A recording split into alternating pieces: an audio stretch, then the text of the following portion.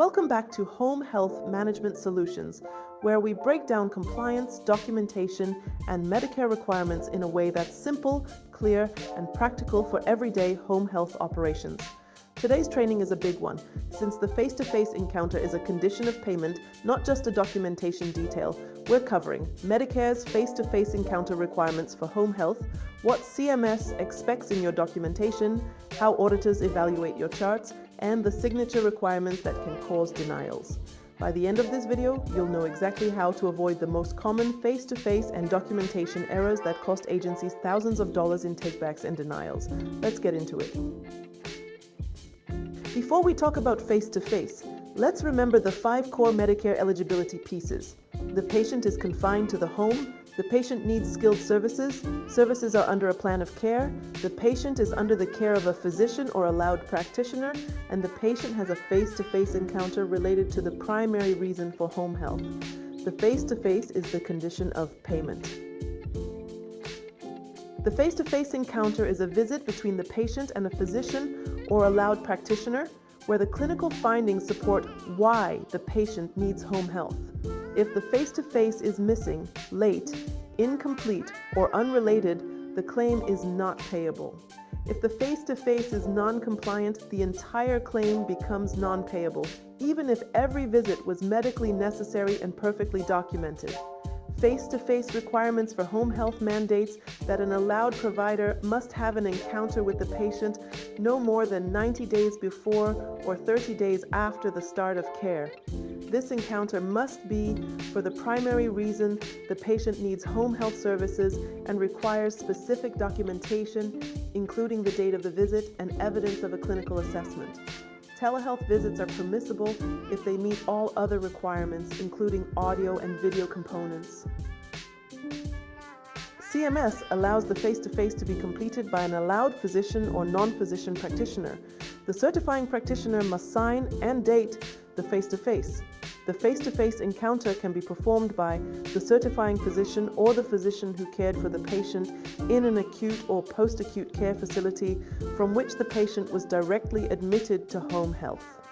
A nurse practitioner or a clinical nurse specialist who is working in collaboration with the certifying physician, acute or post-acute care physician in accordance with state law, a certified nurse midwife as authorized by state law, or a physician assistant under the supervision of the certifying physician, acute or post-acute care physician.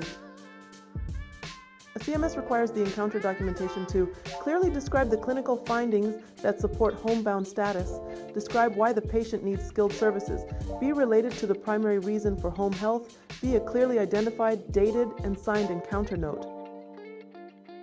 The documentation must include patient and provider information, the patient's name, date of birth, and the name of the physician or non-physician practitioner who performed the encounter. Date of encounter. The specific date the encounter took place. Clinical assessment, a narrative that explains the clinical findings supporting the need for home health, including a physical assessment and the reason for the home health referral. The documentation should clearly show that the patient was visually assessed by the provider. Primary diagnosis, an explicit link between the encounter's findings and the patient's primary reason for home health, supporting their homebound status and need for skilled services. Signature and date. The document must be signed and dated by the certifying physician or NPP. If the face-to-face encounter is not performed by the certifying physician must sign and date an attestation with the face-to-face encounter date.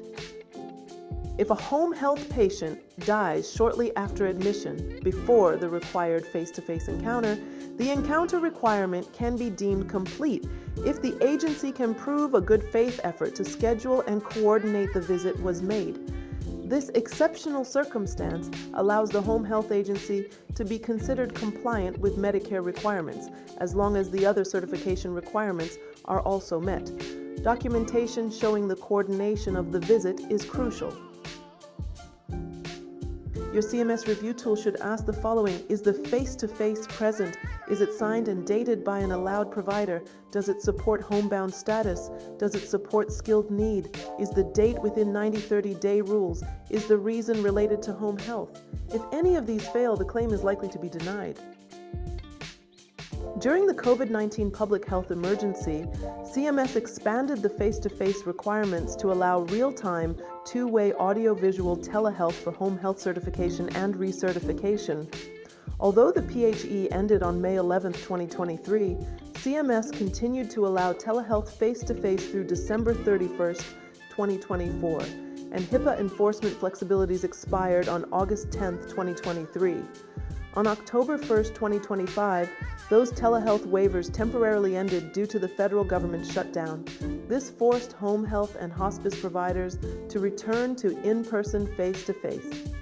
On November 10th, lawmakers passed the Continuing Appropriations Act 2026, which retroactively restores audio-visual face-to-face encounters back to October 1st and extends telehealth face-to-face through January 30th, 2026. This relief is temporary and tied directly to the January 30th funding deadline, so agencies must watch closely for updates after that date. With telehealth face-to-face restored, agencies should immediately review admissions and recertifications delayed after October 1, as many patients now qualify under the retroactive allowance. It's also important to quickly update physicians and nurse practitioners so they understand what is currently permitted, namely two-way audiovisual face-to-face encounters, the conditional use of audio only when video fails, and the absence of geographic or originating site restrictions, so certifications are not delayed. Ensure clinicians document each telehealth encounter clearly, noting whether it was audio-visual or audio only, why video failed if applicable, and the date, time, and key clinical findings that support homebound status and the need for skilled services. Strong, consistent documentation will prevent denials once this temporary flexibility expires on January 30th, 2026. For homebound status, CMS requires the following criteria to be followed. Criterion 1, patient requires assistance, device, another person, special transportation, or have a condition such that leaving his or her home is medically contraindicated. Criterion 2, leaving home requires a considerable and taxing effort. Both must be documented. CMS auditors and medical reviewers are responsible for ensuring that Medicare claims are accurate, medically necessary, and fully supported by compliant documentation. Their role includes verifying that providers meet all Medicare conditions of participation and conditions of payment, such as valid face-to-face encounters, proper signatures, homebound status, skilled need, and correct billing practices. They review charts for completeness, accuracy, timeliness, and adherence to federal regulations, and they may request additional records through ADRs, TPE audits, SART reviews, RAC audits, and UPIC investigations. When requirements are not met, auditors can deny claims, recoup payments, issue education, or escalate cases for further review. The number one cause of denials across home health audits is insufficient or missing documentation, particularly regarding the face-to-face encounter requirement and the documentation of medical necessity skilled need. Auditors consistently find that while the care may have been provided, the accompanying paperwork fails to meet strict regulatory guidelines, leading to claim denials. Missing, incomplete, invalid, or improperly signed face-to-face encounter documentation often leads to claim rejection.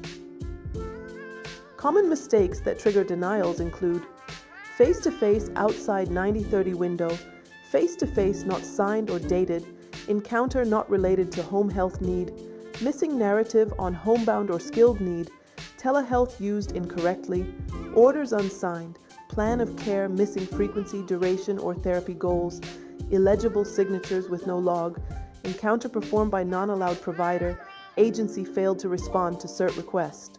Medicare requires every face-to-face encounter to be properly signed, dated, and authenticated by the certifying physician or allowed practitioner. The signature must be legible, include the provider's name and credentials, and meet CMS rules for handwritten, electronic, and attestation-based verification. Missing, typed only, stamped, or illegible signatures, and any unsigned face-to-face documentation are among the most common reasons face-to-face encounters are deemed invalid and claims are denied. To ensure your face-to-face documentation meets CMS standards, including what counts as acceptable or unacceptable signatures, how to use attestation statements, and when a signature log is required, please review the full CMS signature guidance using the link below. What office staff and field clinicians should do. Intake and office staff verify face-to-face immediately, check signature compliance, check 90-30-day timing, ensure plan of care contains all required elements, monitor for audit requests and respond promptly. Field clinicians document skilled need tied directly back to face-to-face diagnosis, reinforce homebound criteria at every visit, document telehealth correctly, avoid vague phrases when documenting. QA and billing, double-check face-to-face when coding and before billing, confirm G-codes for telehealth and use signature logs where needed.